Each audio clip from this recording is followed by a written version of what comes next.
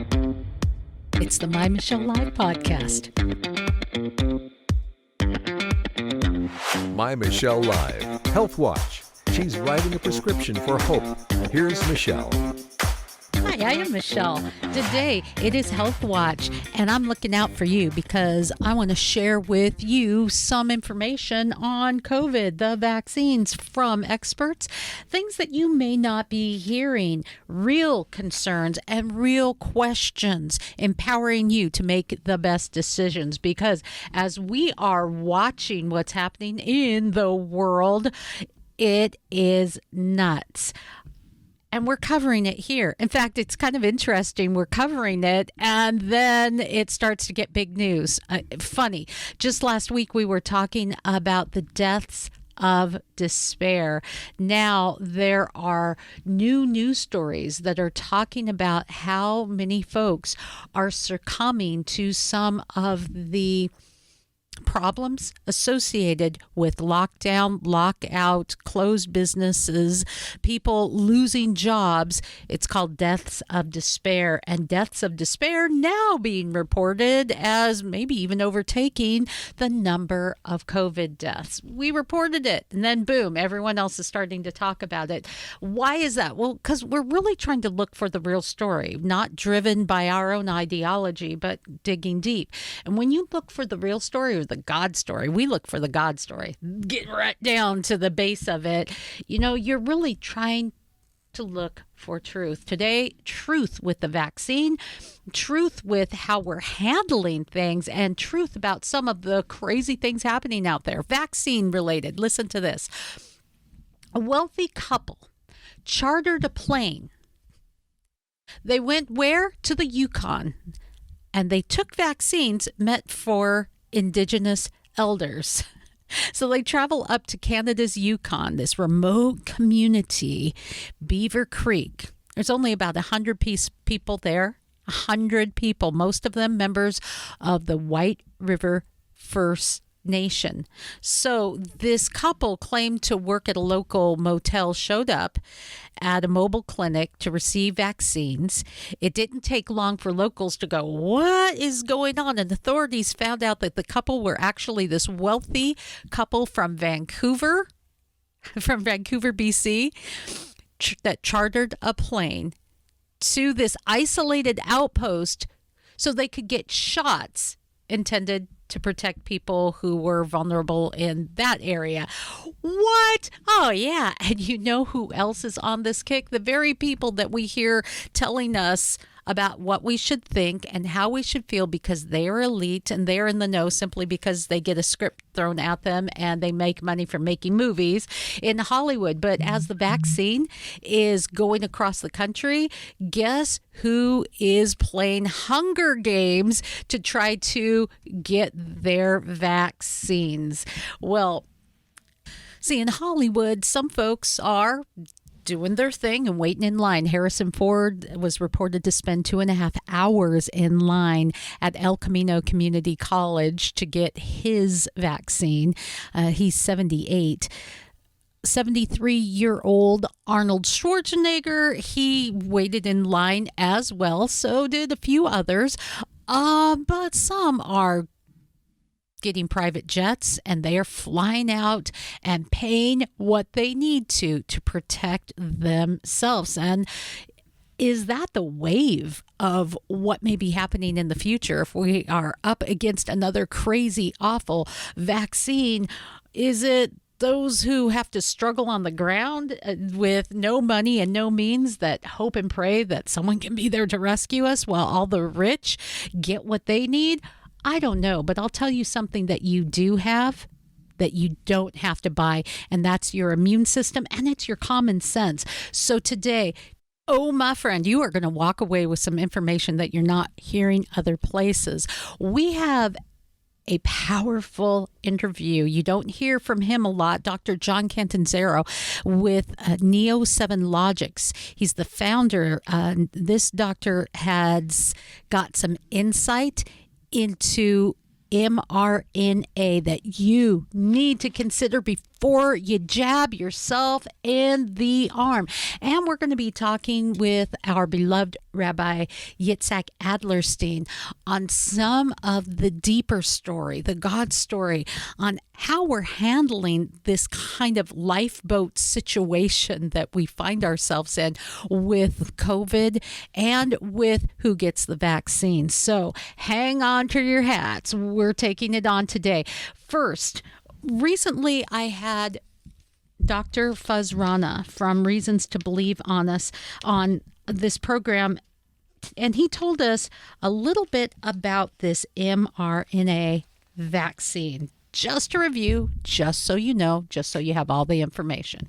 Yeah, well, most vaccines are essentially trying to trick our immune system into developing immunity to an infection that we haven't yet had, right? And so when we're infected with a virus, that will trigger over time an immune reaction where our immune system will clear our bodies of the virus. And then in the future, our immune system remembers that particular viral infection and then can respond to it and prevent us from getting sick a second time. And the idea then behind a vaccine is to inject either a dead virus or what's called an attenuated virus, a virus that has been inactivated, into our bodies and, in a sense, triggering an immune response without us getting sick. But the mRNA is not a traditional vaccine. They are essentially a piece of genetic material, but they're not DNA, but rather they're a copy of a gene that would encode in the virus for its spike protein. And so what you're doing is you're delivering this messenger RNA to the cells, and then the cell's machinery reads it and then uses those instructions to build the virus spike protein that it then presents to the immune system. And then what we do is we develop immunity to the virus spike protein. But since that protein is attached to the virus's surface, we in effect have now an immunity to the virus itself. So we never have to be exposed to a virus, whether a dead virus or an inactivated virus, but rather we can, or an attenuated virus, but rather we can develop immunity by simply, being exposed in effect to the spike protein of the virus. Now, just so you know, we are trying to be really balanced here. Dr. Rana is online for getting the vaccine himself. While he does and did recognize, you can look back at this show at MyMichelleLive.com. He does recognize, there's some things that people should take under advisement, consideration. Some people who maybe should not get the vaccine. It is not a one-size-fits-all thing. But he says he's on board. Also, Dr. Joshua Swamadass was with us. He is a specialist in pathology and immunology, and we asked him about this seemingly new. A lot of folks think of this as new, this mRNA kind of vaccine, and what the process is with this vaccine and how it's already been used. It was used for Ebola vaccines. And so that's basic technology. Yeah, it is really exciting, actually, that it's being deployed now because it's far more flexible than typical vaccine systems, which is part of the reason why it's been used for a pandemic, to get us a quick vaccine. Like in most standard approaches to making vaccines, would have a harder time coming to market this quickly. And so, now that it's actually hit the market in a big way, in a way that's just never happened before, that's changing quite a bit of things. It's going to make it far easier for vaccines to be developed and manufactured in the future. Now, Dr. Swamadass, like Dr. Fuz Rana, who, by the way, Dr. Rana is a microbiologist, they both are fairly excited about what this vaccine can do. Many people are saying, hey, it's good that there aren't the adjuvants that have had serious consequences for long-term effects, even death. And disabilities for people, well documented. We won't go into that today. We're focusing on this vaccine, and they say, hey, less adjuvants, and there's some good things. But even Dr. Swamadass and Dr. Rana have this balanced approach that it doesn't need to be a one-size-fits-all thing. In fact, I asked Dr. Swamadass about this. Why is it that we can't get our minds around maybe it's not just a magic pill or a boom, like a magic wand, wave it, and everyone's going to be just fine. This one size fits all. Very little surprises me right now.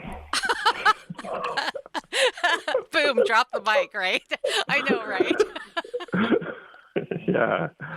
I think we could talk about maybe why that is. I mean, immunology is complicated. When you start talking about populations, it's not the same path doesn't apply to everyone all the time. There's a statistical statements you can make, but they're not 100%. All these things, I think, make it harder for people to take a hold of and think about well. And it takes a lot of training and a lot of information to be able to think about it well. And it's a little bit hard to do in passing, right? But we are going to do it here. So if you are standing in line waiting to get your vaccine, whoa, before you get the jab, you are going to want to hear from our next guest. He has written on the topic, fueling the viral fire with MRNA, and he takes on some of the long-term serious concerns about this vaccine that you must know. Be informed. That's what we're taking on next. MyMichelleLive comes to you with thanks from one of our affiliates, in particular, Real Bearded Men. Check out their products, all for our bearded listeners. All my brothers with beards, raise up your beards, let that thing grow out from ear to ear. They say you're so cute, clean shaven. I'm so sorry, dear. This ain't no shave November's no shaving this year. Our brothers with beards. We have a special deal with Real Bearded Men. Go to our website, get a coupon code, and use the link. You'll get the best deal on products for men with beards.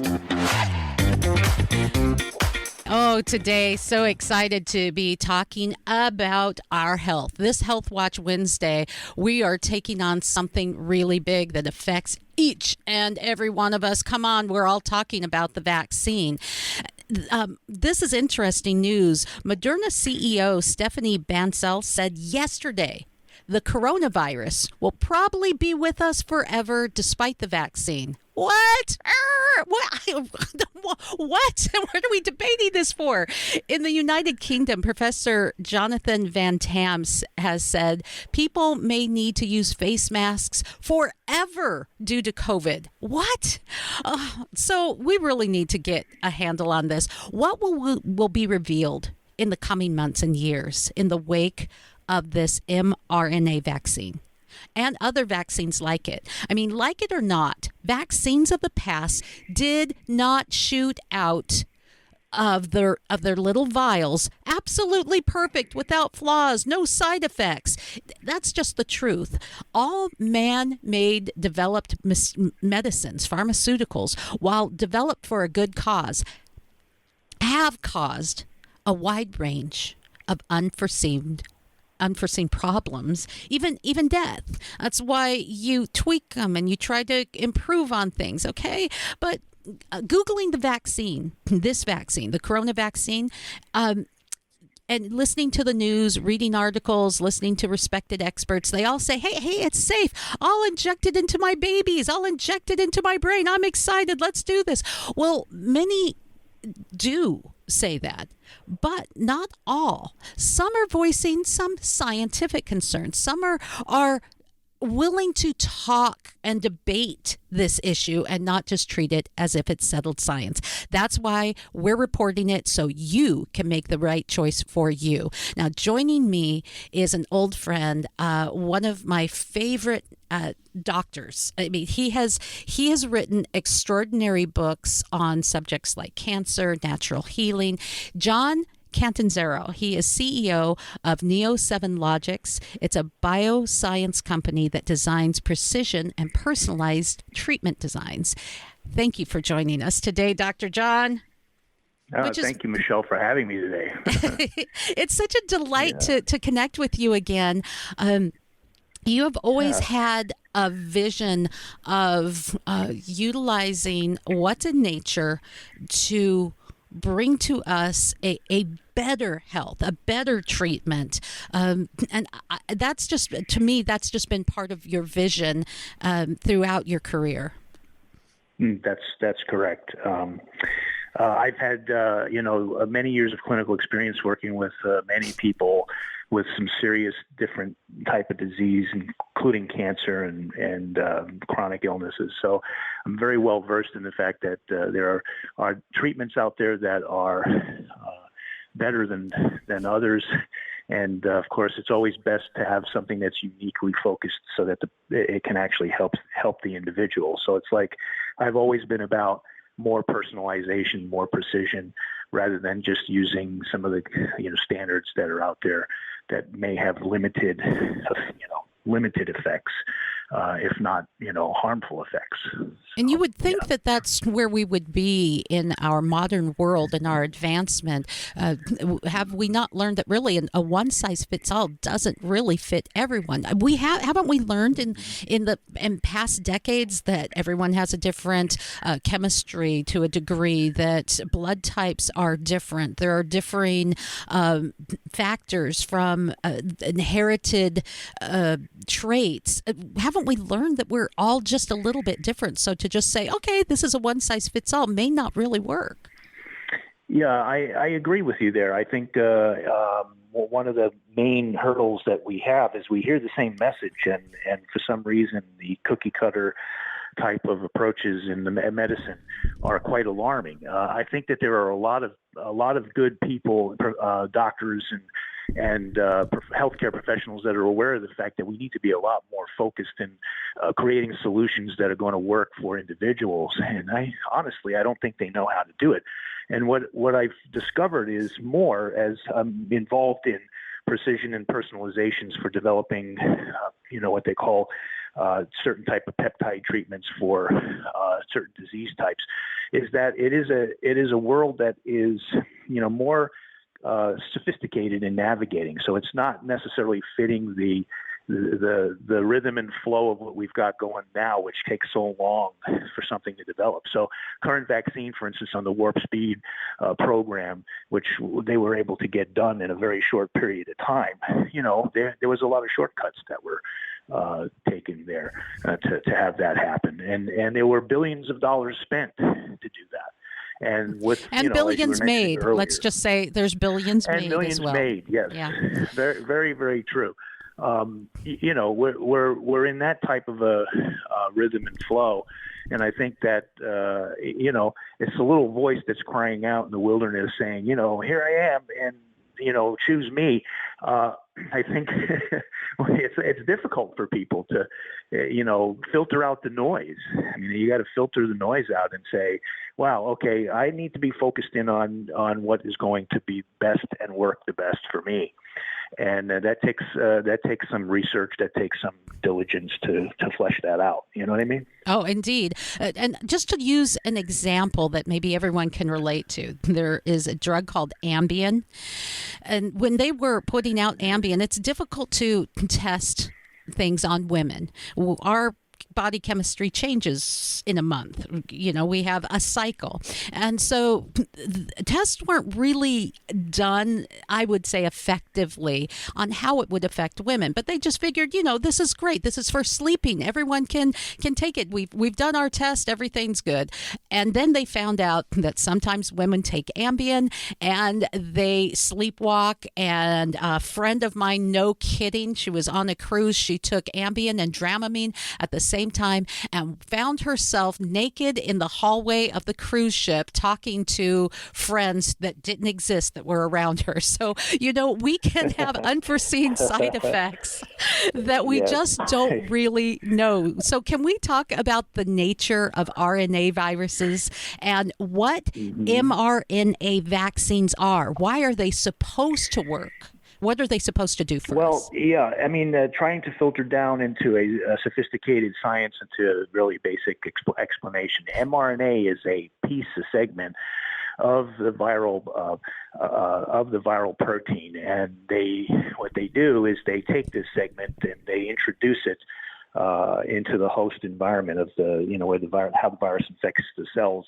And then from there, the mRNA programs the cells to produce what they call viral-like substances that are not the virus, but that would actually cause the body to think that that there's an invader on board, so that it develops antibodies against it.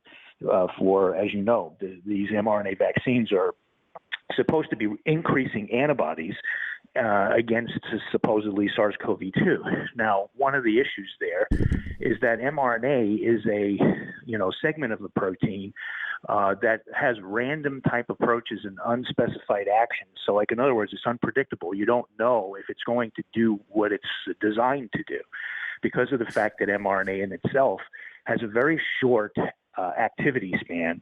And everybody wants to think that mRNA is a reliable type of biotechnology that's going to be the best platform to use.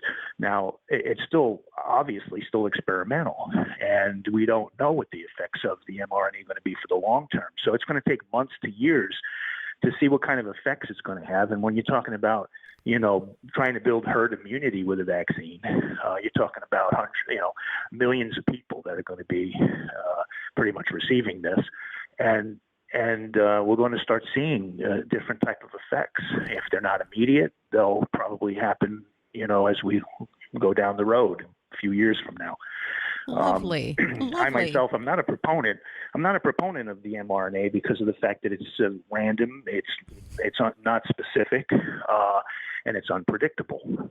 Well, and that's maybe why we're seeing that there's polls on average 50% or more of the population, if you factor in all the polls that are out there here in America, are saying they're not sure they want this experimental vaccine. And shocking, even more shocking, this blew me away, that it's the frontline healthcare facilities that are reporting. I mean, yes, legitimate reports. 50% of doctors, nurses, frontline workers are refusing the vaccine. Maybe this is part of the reason why.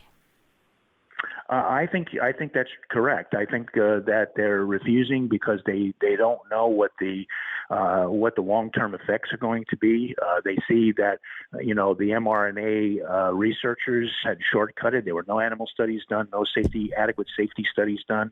Pretty much it was a human subject test bed. And the thing is that the FDA has always been about not experimenting on people before you go into try a preclinical study first. And the thing about it is that we're waiting on what's going to happen with these people that are being injected. And some of them actually already have had anaphylactic reactions, allergic reactions, and some of them have had more systemic reactions, like the physician that passed away from a thrombocytopenia, which is a platelet disorder that there was no history in his family of any platelet disorder. So he was a healthy human being until he received the vaccine. Yeah. So the thing is, we can't make blanket statements and say, well, the vaccine has caused all of these deaths. But what we can say is, because we don't know, and because we haven't done enough study, we probably need to be very cautious. And as I understand it, as we've been talking, and from research, the mRNA is pretty delicate. It has to be kept at just the right temperature, handled just the right way, and that may also render it a bit ineffective if it's handled wrong. There are others, though, that say that because it's so delicate, well, then it's this delicate little thing you're putting in your body. What harm could it do? It's true, yes. And the thing is you have that, and you also have the way it was intended to be dosed, which is another factor, because, some would think, okay, I need to stretch this vial out, so I need to get several people vaccinated with this supply that I have. And so they wind up going outside of the vaccination guidelines. And the other thing about mRNA is that it's only really programmed for that one spike segment. I mean, it's not looking at different stages of infection of people that are already infected. I mean, people are infected out there and struggling with fighting off the disease. This vaccine does nothing for that. So at best, they're hoping that it's going to offer some state of protection against the virus, but they can't guarantee that. And their efficacy was based on a statistical value, not on a true value. Okay, so with it being so delicate, though, being such this mRNA being such a delicate thing, how can we see things like Bell's palsy, anaphylactic shock, and some of the reactions that we're seeing if it's so delicate and innocuous? Well, it's because it's a programming segment. So in other words, once it gets into the cell, though short-acting and delicate that it is, it can actually introduce changes in programming on a cellular level that are undesirable. So in other words, and as you know, cells replicate in the body. So the neurotoxicity or the Bell's palsy effects that you've seen from that's basically a toxic reaction. Some of these anaphylaxis, some of them are saying it's because they're using certain carriers like wet carriers or pegylated carriers that are causing the allergies, and people are reacting to that. I would say I don't believe so. I believe that there are pretty much, these unknown type of reactions that are coming from that segment programming of the mRNA. Though very short acting it still affects the cell's programming. And, individual cells, when they divide and they start, doing what they do when they propagate, you don't know what can happen as far as, effects like you see with Bell's palsy.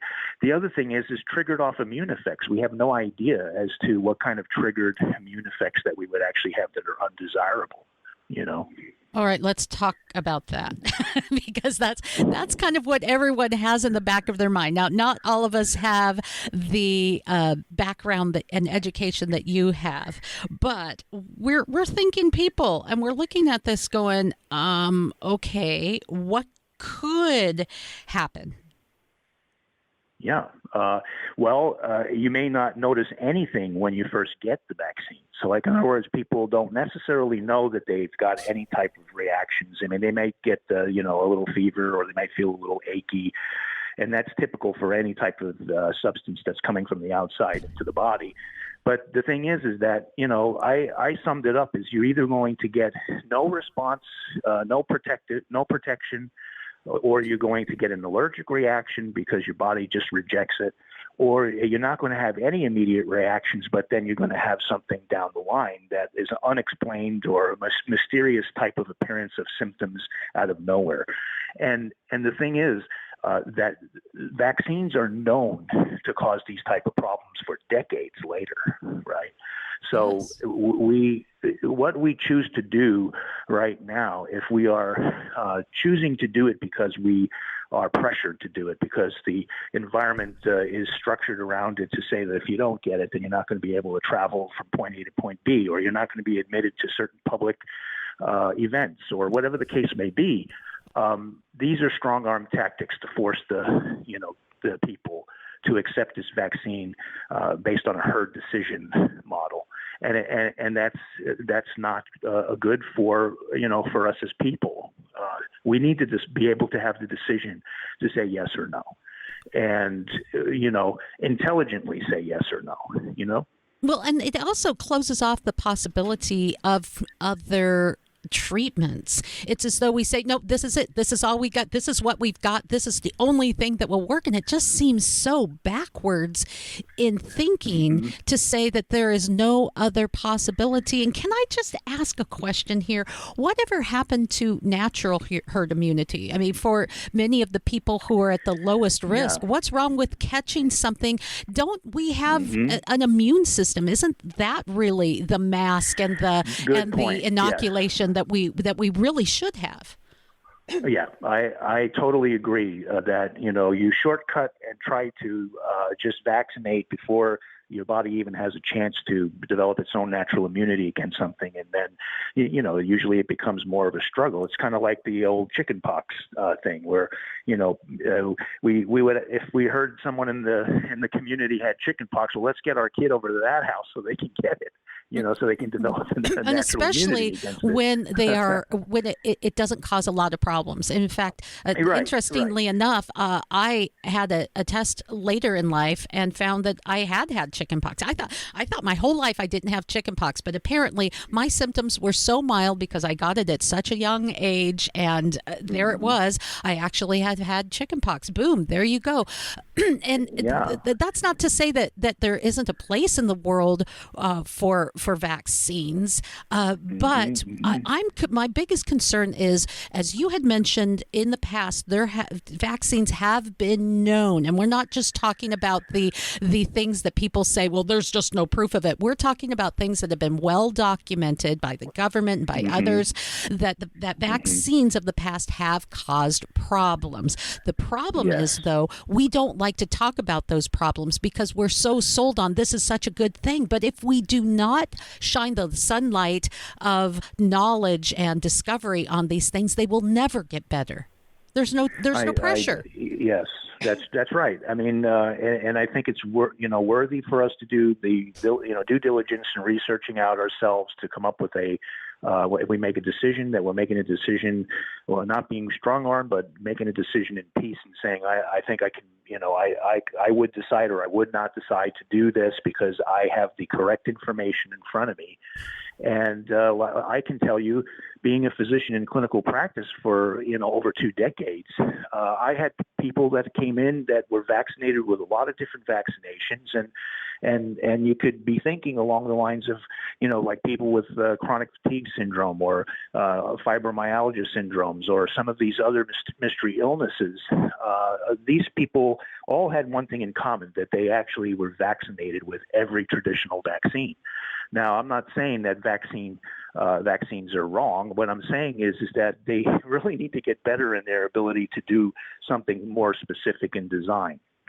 Well, we also have the idea of cocktails that mix into our bodies. We see this oftentimes with older Americans who are prescribed many different drugs for many different ailments, and we don't often take into consideration how those chemicals interact with each other. So there's a lot that that we're not taking into consideration. Giving vaccines to kids at too young of an age when we should be allowed their mother's milk has all of the immunities that a baby needs. We don't talk about those things that should be first line. Vaccines and other treatments might need to be there for life-saving, last minute life-saving. You're in extreme danger. We really need to protect. I can see that, but it goes back to that one-size-fits-all mentality. Yes, I agree with that. Yeah. So, one of the things that I usually, advise people when they're asking, my advice is I would say that, just don't follow what, people are saying in general or what you're hearing, as far as public opinion. Go into the details, understand a little bit more about what a vaccine is trying to achieve. And then sometimes you have to read every line to be able to make that decision, and people are going to make decisions that, may not be the best decision to make. And that's why I say be really cautious about, it's not as simple as just getting a shot, going in there, okay, I'm going to get it over with. A lot of people are saying, when they're under pressure, okay, I'm just going to get it over with. Believe me, getting the shot, getting it over with could be a problem for many, many years following the injections, and I think that people need to think about that. Well, and I worry about our litigious society if that's one of the reasons we don't always hear, and there's such a fight against information that results in many different medications, pharmaceuticals, vaccines, because big, powerful companies don't want the bad PR. Yeah.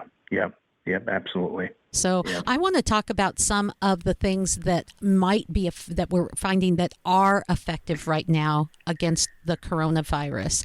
In some essence, the best offense is a good defense, and we do not talk about our immune systems, for example. Yeah.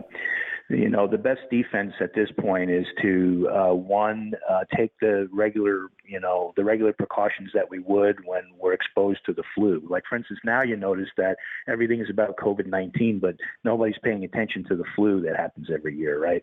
So it's like, it's a very interesting presentation that we have out there. But really, when it comes down to immunity, it comes down to, common sense.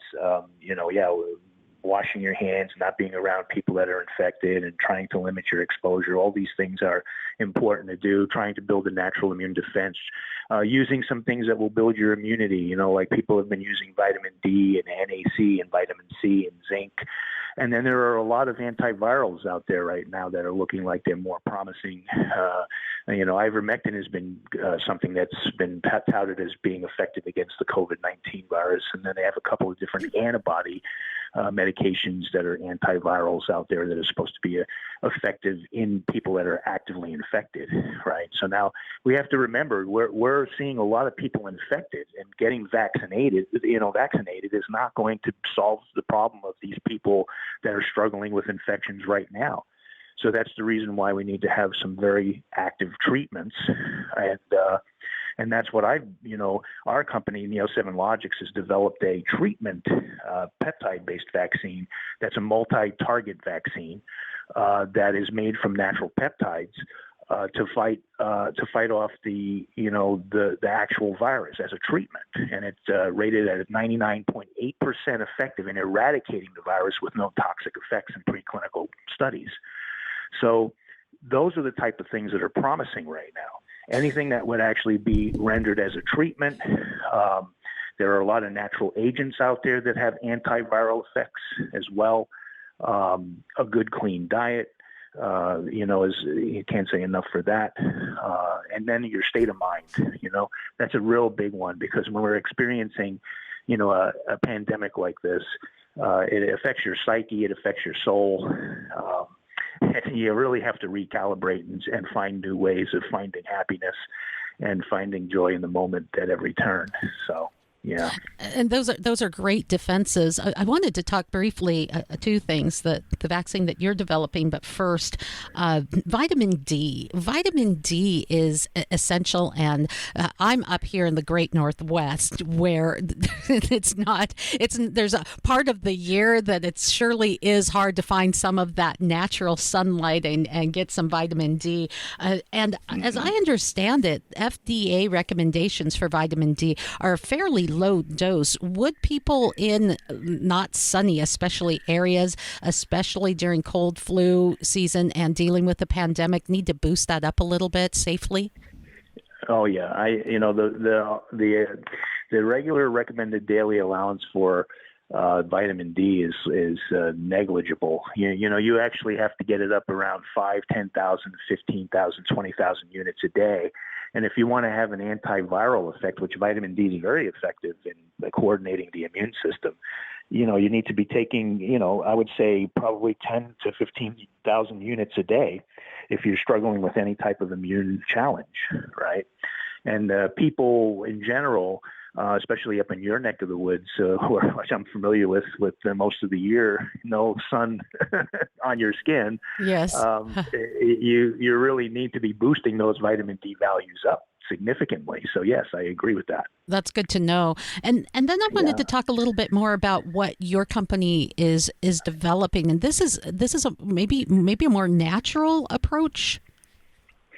It is a more specified and personalized approach. So in other words, when we're working and developing what they call the personalized precision treatments, we're looking at a person's molecular and protein structures We do what they call whole exome and protein testing, proteomic testing, and we look at all of those data points, and we see, things that you don't see.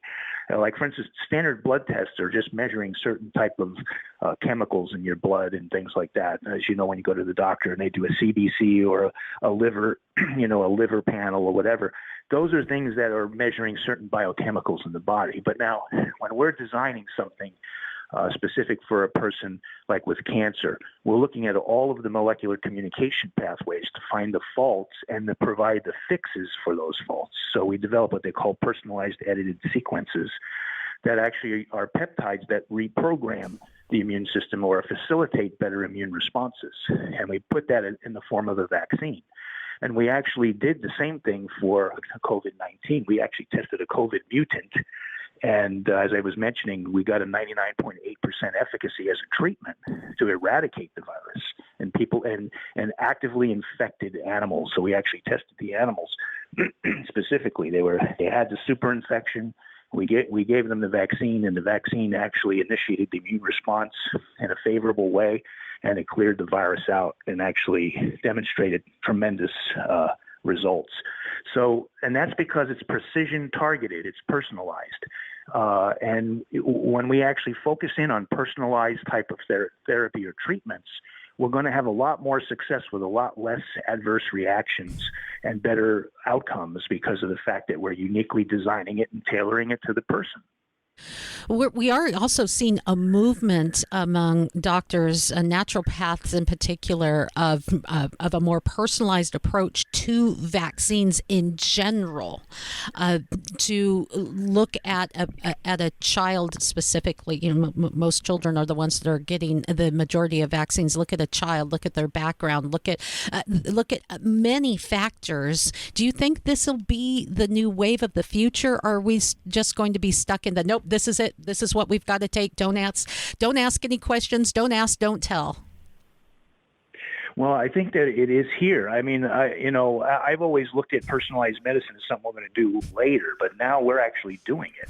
And the thing is that we actually have to get it to the point where it becomes more economically feasible, because it is more expensive to do, because it's focusing on a case by case basis. And the technology is so specialized in the manufacturing movement. You have to, when you're manufacturing a personalized design, you can't have two people being manufactured at the same time. So you actually have to manufacture in separate suites because it's a personalized design. So, I mean, it's a more complicated type of environment that we're talking about, but we are paving the direction for being able to scale it up so that people can choose it as a means, as an option, and maybe as a primary option. And then hopefully we can get it into the payer system so that we can actually get more people to select the treatment options, So I think that it is here, it is now, but we've got a lot of work to do to be able to fine-tune and scale up to meet the demands of the population. It may be expensive, I get that, but what about the expense that we're causing the general public? I mean, if you're looking at long-term effects and problems down the road, autoimmune disorders which have gone through the roof, and many other health issues that are, if at least loosely associated with mass vaccinations, that's a big cost as well. Right. And also, even in the environment of, immuno-oncology class drugs that are used for cancer, or even some of these other autoimmune drugs that are out there, people don't realize, because they don't see the hidden cost, or they don't see what the insurance pays. Like, for instance, the new Opdivo Yervoy, which is the combination checkpoint inhibitors that are being used for cancer, that can be an upwards of $2 million a year cost to the patient, but the patient doesn't see that. Same thing with this CAR T therapy, CAR T, T cells that are actually programmed T cells.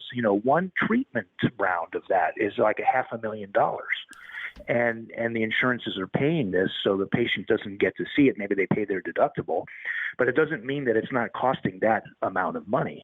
So, like, for instance, the personalized therapies are in the tens of thousands of dollars, not in the the millions plus of dollars for so many treatments. So the thing is, and the other thing is they're more direct and a lot more specific. and they have less off-target type reactions. These treatments that are out there now, like the checkpoint inhibitors, are better than what we've had before, but they still have some undesirable off-target type reactions, which you don't want. So all the more reason why personalization is necessary, so it's targeted and specific to the individual, right? I appreciate your time today, and before we end our time together, is there anything else that you think the world needs to know as we're in this era of COVID and in a time of maybe looking at forced vaccinations? Yeah, the forced vaccination scenario is something that really is disturbing and alarming. There are people that need to be able to have the ability to choose and to say yes or no. For the government to come in and actually create a mandated movement to where you will not be able to travel, you will not be able to enter in a public place or go from point A to point B, and the fact that the decision-making abilities are taken away from us is against the constitutional right. And so the thing is we have to be able to have the ability to say yes or no. We need to have the ability to choose what is right for us and not be penalized. And I think in order for us to be able to have that happen, there has to be a greater voice out there of the people to say no, like you were just saying earlier. A large percentage of the healthcare workers are saying, I'm not taking it. I think a large percentage of the people out there need to be able to voice their decisions and not be penalized for voicing their decisions. And I think there needs to be some definite safeguards out there that are focused on the people, not focused on the organizations for mass vaccination. And that's my opinion. John Cantanzaro has been our guest. Dr. John, anything else? Are you working on a new book or anything? Because I'm going to mention a couple of the books that you've written, and you're really good at it. And I'm hoping that you're going to put out another in the future. Yes, I will. At some point, I'm thinking about it. I'm trying to figure out at this point what is going to be the best kind of eye-catching title that would actually give the general readership something that they can, sink their teeth into. So yes, that's a future plan. And I'm hoping that that can happen here within the next 5 or so years. Excellent. You've written the book Complete by the Master's Touch that talks about healing, complete healing, and it is an astounding book. It really, really is. And this is a book that I give to absolutely everybody who says, yeah, I or someone they know has been diagnosed with cancer. Cancer, an integrative approach. And it is an amazing book to read. It's easy to sit down and go through. Very easy to understand. It doesn't read like a textbook. That's why I say you're really good at writing. You need to get on this. Let me just be your cheerleader here. But we'll have links to those books everywhere you're listening to this program. And I would really, especially if you know someone that's dealing with cancer, giving it to them as a gift, it's astounding. It really answers a lot of questions. It gives a lot of insight into many things that they may or may not know about. Blending alternative and conventional treatments. It's a great book and a really good read and a really good man and a good friend. It's so good to connect with you again, Dr. John. Nice connecting with you, Michelle. Thank you for having me on, and I sure appreciate spending the time with you. This is Health Watch Wednesday. I want to share with you something that's changed my life. It's a product, and I used to take it when they paid me to talk about it on the radio station. And when I left my job, I stopped taking the product, right? And everything went south. It's Calitrin. It is a collagen supplement and the best out there. A lot of people take it for weight loss. I mean, people are losing anywhere from 10 to a couple 100 pounds. That's great. But for me, what it did is it helped me sleep. It helped me focus. My hair, skin, and nails were looking spectacular. It is amazing for those who may have arthritis, achy joints, that kind of thing. But man, it really is a fountain of youth in a bottle, and I could feel its effects when I stopped taking it. So I contacted them and said, hey, do you want to be an affiliate? You don't have to sponsor my show. Just give me an opportunity to get the product at a special deal and to share that with my listeners. And that's what we're doing. So go to MyMichelleLive.com, click on the link and learn more about Calitrin, my favorite product. Well, tragedy, it can bring out the best in us. Really, it can. Or it can bring out the worst. What is the corona environment really bringing out? And how can we find a better story? What we call the God story. In Los Angeles, care rationing is actually on the table. It is literally being considered. A document that was obtained by the Times of Los Angeles outlined how to allocate resources in a crisis situation. And it was circulated among doctors and the 4 hospitals in Los Angeles County. So, in this game of lifeboat, what people get in and what people get tossed, we're going to get the thoughts on this with a little view from Jerusalem. And now, a view from Jerusalem with Rabbi Adlerstein. Rabbi Yitzchok Alderstein, he is the Director of Interfaith Affairs at the Simon Wiesenthal Center, a frequent flyer here on this program, and an absolute delight. Rabbi, good to connect with you. It's great to be back, Michelle, and wishing all of our listeners a healthy, happy, productive, and spiritually uplifting 2021. Well, let's hope so. Going back to this idea of rationing, here we had the holidays. We have New Year's, you celebrated Hanukkah, we celebrated Christmas. Can you imagine with me that there wasn't quite enough food at your holiday table and you decide that perhaps you'll have to toss out a son or a daughter or, Lord forbid, a grandkid? I can't even imagine that. It's much the same when patients exceed their staff's ability to care for them. What do you do? How do you choose? And in an emergency, how do you navigate, Rabbi? The existence of triage and of ordering priorities about who gets what and how you allocate resources is nothing terribly new. We're used to that in wartime conditions, and some people would argue that that's what humanity does in not so fairly or equitably allocating resources, including food and water, to people all over the globe. What we should do about that is another issue and something we should explore at a different time.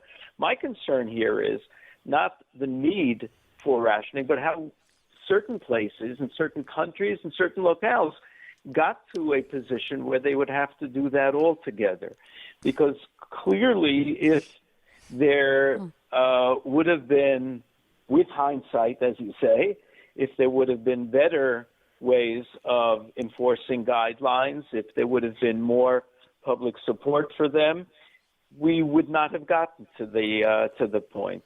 I'm not going to tell you Israel did a terrific job. In the first wave, they actually did a terrific job.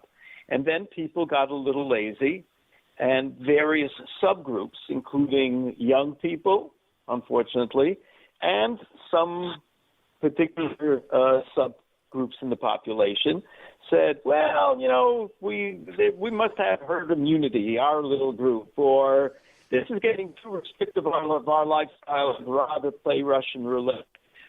Both of those groups did not look at the impact that their actions would have on the rest of the population. Governments didn't allocate things properly, and that's where there's really room to talk.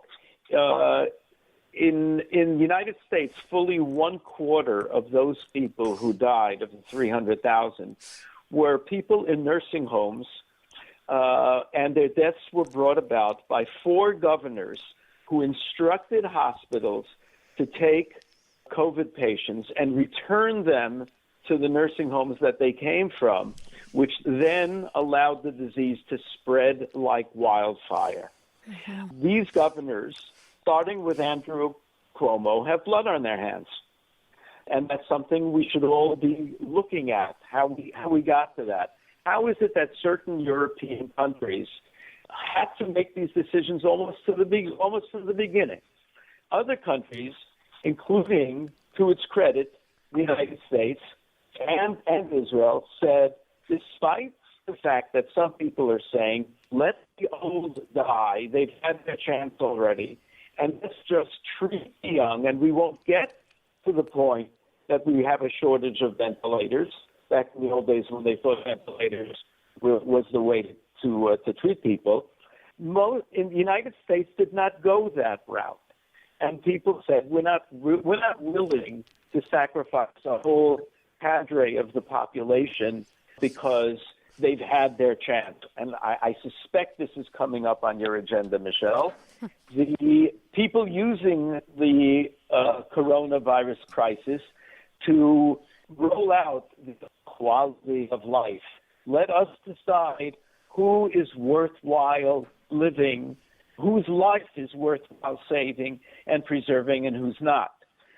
You've probably seen the item about Oregon, where recently a 64-year-old quadriplegic who had lived as a quadriplegic for many years essentially was DNR'd by a physician who said, well, this guy doesn't really have quality of life. He wasn't consulted. He wasn't even ill. But they said, this person does not really deserve to live. Where have we heard that before, Michelle? Where have we heard people say, well, we're going to be merciful and we're going to allow people to exit stage left graciously, and we'll even push them to do it, and this is all good for them and good for everyone else. It frees up hospital beds. It allows the government to save money on the care of the terminally ill. Where have we heard arguments about the quality of life rather than what you and I believe in, which is the sanctity of life? When you believe in the sanctity of life, quality of life is not so much of an issue. Well, of course, we're seeing that debate played out in many countries around the world, and even in some states here in the United States where we're deciding, well, euthanasia laws, it's mercy killing, it's actual kindness. And if we really care for people, if we really have a value for life, we will have mercy. We have mercy on our animals. If a horse breaks its leg, we'll put it out of its misery. Why would we not do the same for humans? And that's part of the argument. Right. And I hope we all have the moxie to understand, well, the difference is that we're not two-legged horses. Those of us who believe in a God who created us and created horses for that matter, but did argue and instruct us that there's a specialness to human life, that humans who are created in the image of God puts the value of their life, yes, on a higher plane than animals. We're not just co-equal citizens of the same environmental neighborhood who have to learn to coexist with each other. There is something special to human life. And as soon as we overlook that, as soon as we turn our backs to that tradition, then you allow things like, let's remember, it was Nazi Germany that started even before the Holocaust by terminating the lives of physically handicapped, of mentally handicapped. Those laws, the euthanasia laws in Germany, was, to my knowledge, the first attempt of a whole society to weed out the ones we're not so comfortable with. And here in the United States, I would never compare him, but Peter Singer, a philosopher at Princeton, has argued that we have to allocate resources. We don't have enough to go around, which is not really true. But assuming that it would be, he says we should study newborn children for 72 hours and decide whether their lives are really of the quality that they should be preserved. Because there is really very little difference between a child who's newly born and one that is still in the 9th month of gestation and still enwrapped in his mother's uterus. They both represent potential lives, so there should be no problem of terminating. And that's not murder. A newborn chimpanzee is far better preserved, far more mature than a newborn infant. If we permit abortion, if we permit contraception, we should have no problem terminating a new life of a baby. What's missing here, Michelle, is the divine guidance that a God does set rules and guidelines. They are slightly different between Jews and Christians, but they certainly both recognize that once a child comes into this world and is independent of his mother's womb, that child is human, as fully human as anyone else, and that, God forbid, to take the life. I would also say that religious views run throughout all of the gamut of religions, Buddhism, Christianity, Roman Catholicism, Hindus, Islam, Judaism, Sikhism. They have a commonality in that they have a value for human life, that life is indeed sacred and it is precious. When you mentioned Nazi Germany, some of the people that came under scrutiny were the very ones that maybe in our society we would say biblically those who were gay, lesbian, of alternative lifestyles. Well, they were the very ones who were also being looked at, and along with those who were handicapped and those who had mental disorders, the undesirables. But there's something very interesting in a society that does have a tradition of valuing God. The very people that you might find undesirable, you still defend the sanctity of life. There's something very precious there. So I'm going to, for a change, give you kind of a secular take on that. One of the European countries that recently adopted a euthanasia law was Spain. Yes. The bill, which was passed, was introduced by the left-wing parties and resisted by the right-wing parties. Now, this is not a question of anything that Joe Biden proposes is going to be resisted by Trump supporters. This is classic European politics, left versus right. I'm not here to bash the left. I have leftist tendencies myself. But there is a difference in general between left and right. Anthropologist Richard Schweder interviewed 600 subjects in communities in India and the United States about moral beliefs. He did a lot of investigation of this. His student, Jonathan Haidt, continued his work with thousands of people. Essentially, they came up with two different worldviews, nothing to do with religion, per se, between left and right. And they came to the conclusion that in many societies, at least in societies that had stability, there were three kinds of moral values that existed. And we're going to call them, I'm going to adapt the terminology of a good friend of mine, Moshe Capel, who recently wrote a beautiful book about this. We're going to call these moral values fairness, loyalty, and restraint. Fairness, you want to see justice. You want to see people getting what they should be getting. You want to see the gaps between the haves and the have-nots filled up.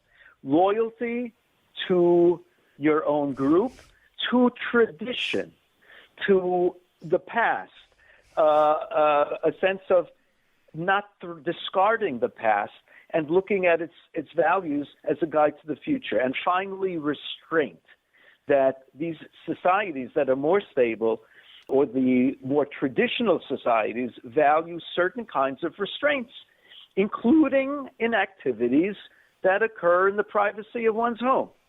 But they all put on a pedestal these three values, while progressive societies tend to look only at the first, at fairness, and take a dimmer view and sometimes discard them altogether, but certainly put them way in the backseat the values of loyalty and restraint.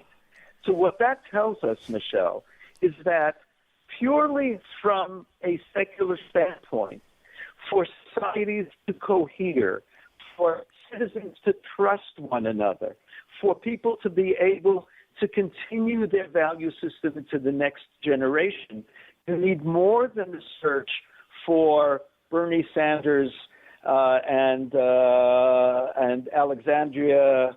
AOC, Cortez, yes. Yeah, AOC, Ortez, yeah. For those values to not take over and tend to extremes, you need the idea of loyalty to tradition and to your home group, your nation, your community, and finally restraint. Now, those things all mark the societies you're talking about, all of these different religions.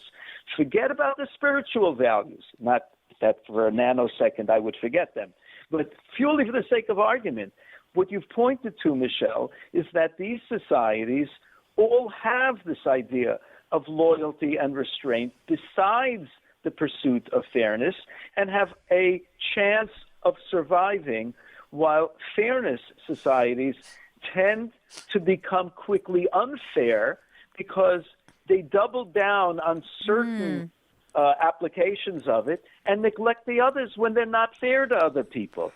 And I think you and I would say that those societies that manage to preserve fairness, loyalty, and restraint by coupling it to the revealed Word of God are way ahead of the pack.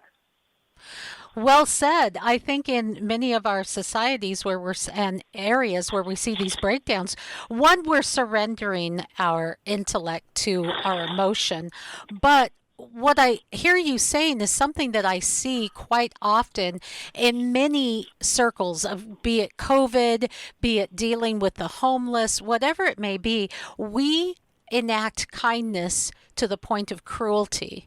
In other words, we are so kind and we want to do such kind things that it in essence turns into cruelty. We see it on the streets played out in my hometown in Seattle, where homelessness is rampant. The streets are rife with feces and people doing open drugs deals in the streets, but we don't want to stop people because it's their right and we want to show kindness to them. We want to let them live wherever they want to.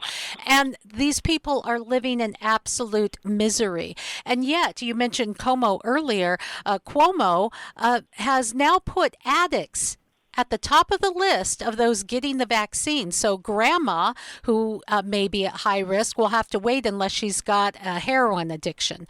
So we have this kind of strange imbalance when we become imbalanced ourselves, Rabbi. So how do we find, as we look into a new year, a brand new year, 2020 behind us, thank you, Lord, how do we find that balance in our own lives so that we can affect change in the world around us? Well, I think this conversation is all headed in the same direction as we usually do. That the way of God, Atzas Hashem Hisakum, the Bible says, the counsel of God, that is what is going to last.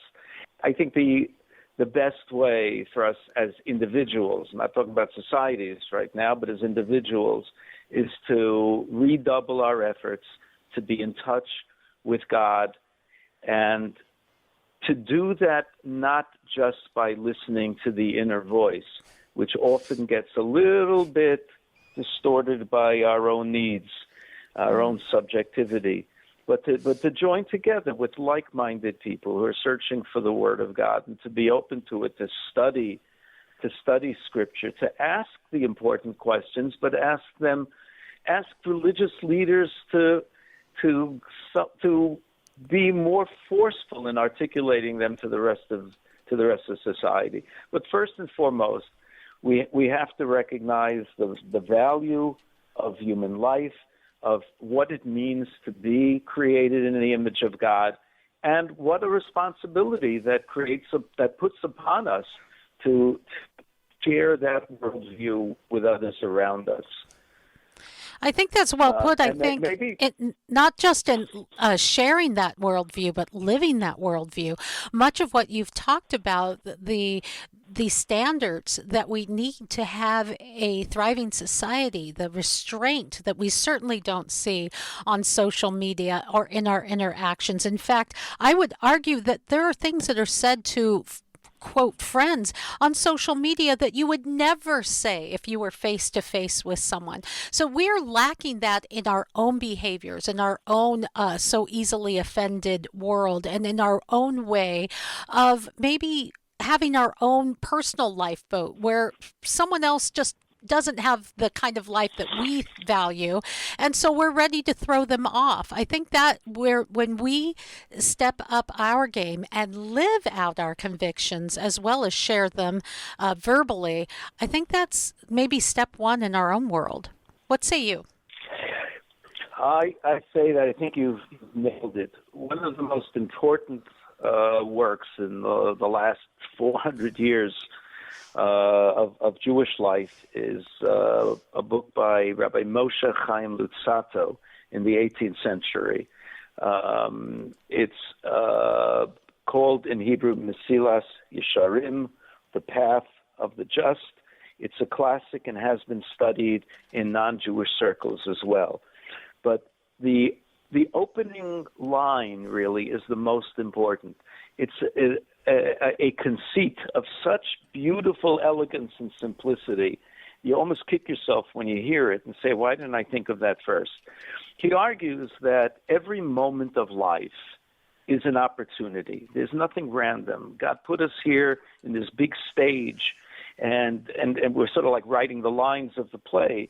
But the whole stage is there to see where we're going to get to in the end. And he says the first principle, the most important thing you can do for yourself is to clarify yourself. What am I doing here? What is my obligation? And for religious people, you can quickly come to the conclusion that I'm here to do what God asks me to do because he said it and because it's in my benefit. He doesn't get anything out of this. And at that point, when you really clarify that to yourself, everything you do, every single move that you make can be set up against this standard. Is this getting me closer to where God wants me to be for eternity or drive me further away? Because you never stay still. The next thing I do, the next 5 lines that I text on social media, and that I wouldn't have the courage to do in person. Why is that not a religious choice? This will either get me closer to God or further away. And you employ something like that, it's extremely, extremely powerful, and it helps quite a lot. The other thing I would say is if you live in New York State and you're faced with the Cuomo edicts, what you should do is get yourself addicted to Michelle Mendoza, and then you'll qualify as an addict, and you'll get the vaccine as well. And everyone's happy. This is where we can get to the real God stories, and that's what we're really searching for. Everything that you just laid out, Rabbi, including listening to this, is part of finding that inner peace. That's what we're really looking for. We all are, speaking of being addicts, we're all looking to anesthetize the pain that living in this broken world causes. But there is really only one cure, and that is that reunification with the God who created us, to be in relationship with him. When we fall out of that relationship, when we cease to walk that walk and climb that climb to get closer, that's where we are so dissatisfied and we see things fall apart. But as we walk a little farther towards that goal, it does bring such joy. And in that joy, man, is that something we need as we look at a whole new year of uncertainty, getting out of 2020? don't we need a little bit of that joy? And I've sure experienced it with you today. I always do. I'm always left in our conversations a better person than I was before we started. I appreciate that of you so very much. Thank you, Michelle. Thank you. More Health Watch at MyMichelleLive.com.